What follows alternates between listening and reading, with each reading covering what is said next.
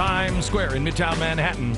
This is the third most listened to show in all of America. Welcome to the program. Brian in Rochester, New York. Welcome. How you doing? Good. How are you? Good. I just want to thank you for everything that you do for the Republic. Sure, I've been sir. listening for about a year, and I'm very awake and trying to awaken as many people as I can. Thank you, sir.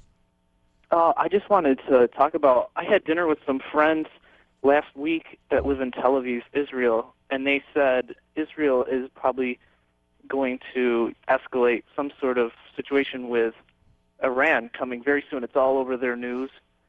And it won't be directly through Iran. I believe it will be through Lebanon. The rockets will start. The attacks will start.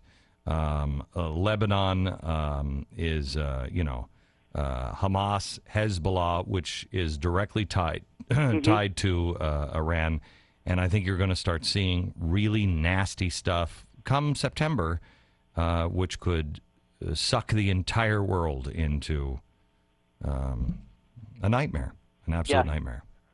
And I had no idea, and I try to listen to alternative news sources all the time, and they said that Saudi Arabia has opened up its airspace to Israel, and that the United States has closed most of its facilities to any Israeli use. And I just could not believe that. What do you have a hard time believing? That the United States is no longer friends with Israel?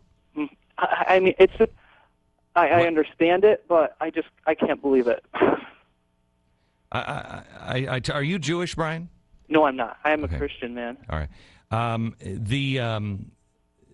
I don't understand the denial that many Jews are in today. If anybody should see trouble coming, it should be those that, historically speaking, trouble has come to first every single time.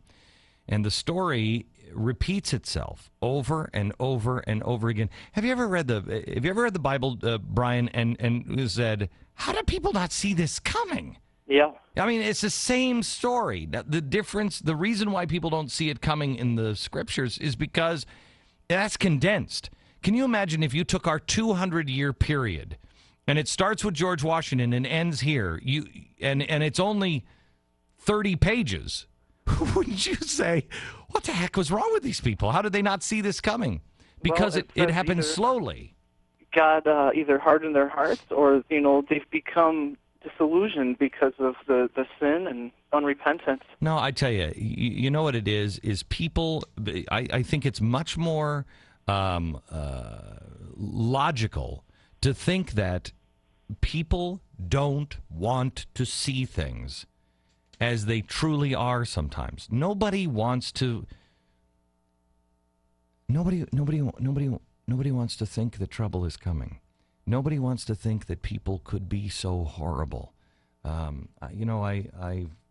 done a lot of research recently in the last year on the Holocaust and on Germany, and how that thing it started small. And it started, please do your research on the Weimar Republic, because the patterns are repeating itself. And it doesn't have to end any certain way.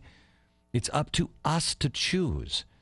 But the Weimar Republic was hammered into oblivion with debt. They were disgruntled. They were pulled apart from the rest of Europe. And the people, when they had nothing left, when they knew the dollar was, or their mark was over, when they knew all of it was, they just gave up and they said, you know what, live for today. And it became a very unbelievably decadent society.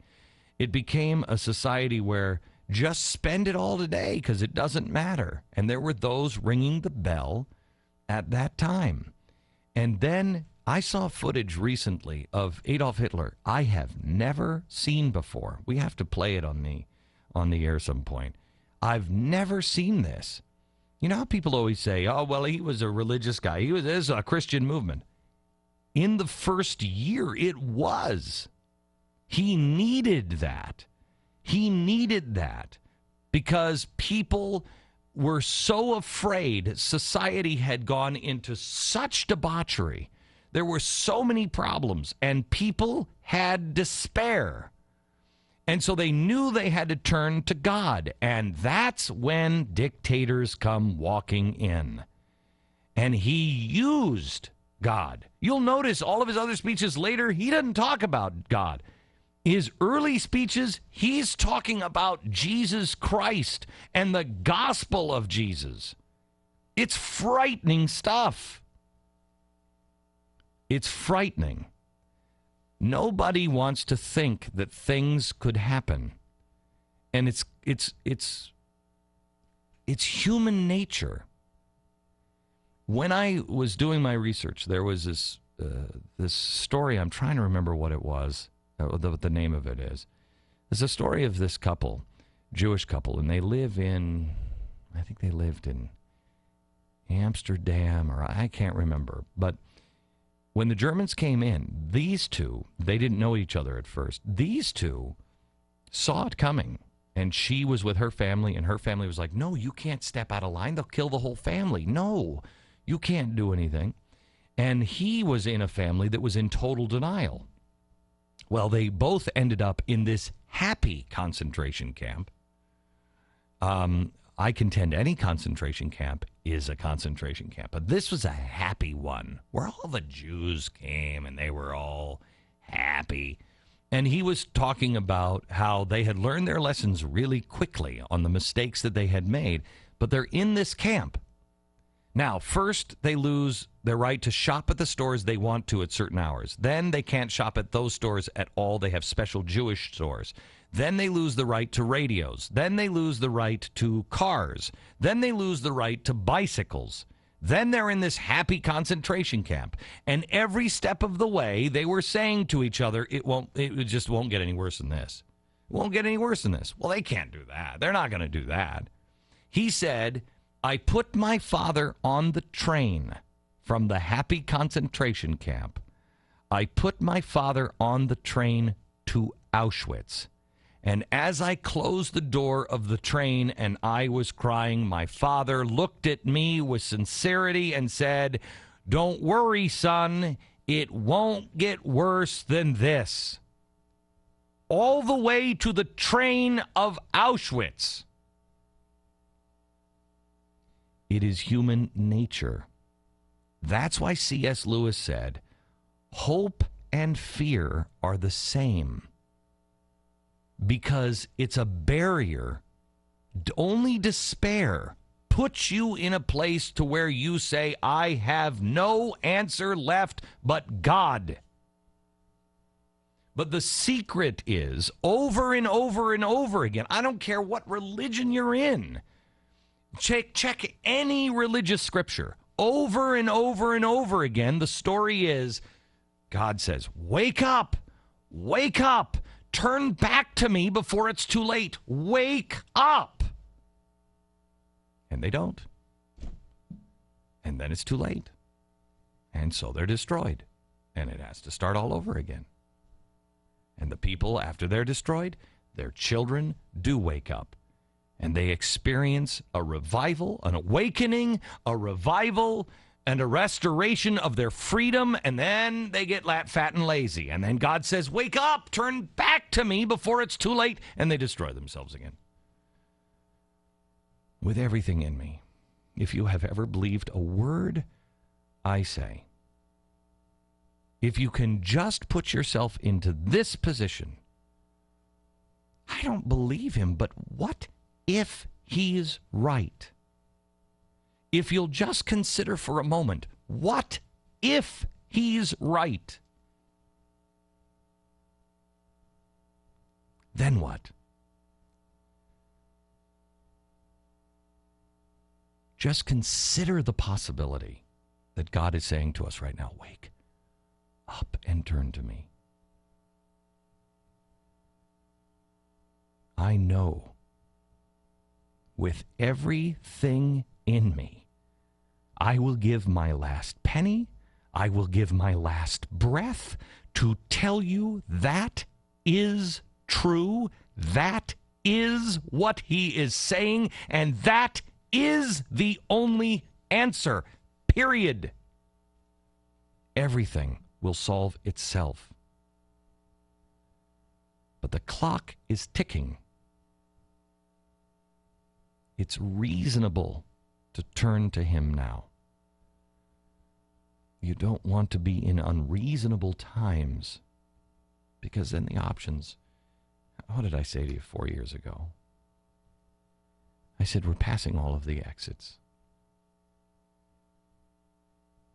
I remember one time being so passionate on the air and just begging you, please, I know this sounds insane and I have no economic reason for saying this. I have no expertise in it. I don't know what I'm even talking about. I'm not the guy to tell you about finances. I don't know what I'm talking about. I'm a self-educated man.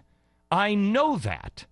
But I remember saying on the air at the very end, when the stock market was at 14,000, please, dear God, please take your money out of it.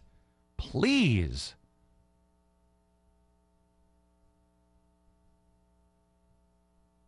And I remember how few people did. If they would have just said, what if he's right? And done it. I'm willing to be laughed at. I'm willing to have you mock me. I'm willing to have you tear me apart. I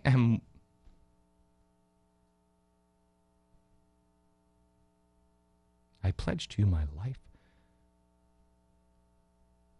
my fortune, and my sacred honor. I hope I'm wrong. But if you've ever heard me, when trouble comes, it will come quickly. There is trouble brewing in the Middle East. I don't believe that we're on the right side. I hope I'm wrong. I do know that we are currently led by people who don't like to waste an emergency. You must be a leader. You must. When George Washington was told to come to Philadelphia for the convention, he said, "Have I not yet done enough for my country?" These men and women did not want to do it. They were not George Washington at the time. George Washington, before the Revolution, was a bad soldier. He wasn't good. He wasn't a genius. But he had the stuff. You do too. Whether it is just for your family, or for your neighborhood, or for the nation, I don't know. But you must be a leader. And you must have the truth of God on your side. You must. Please.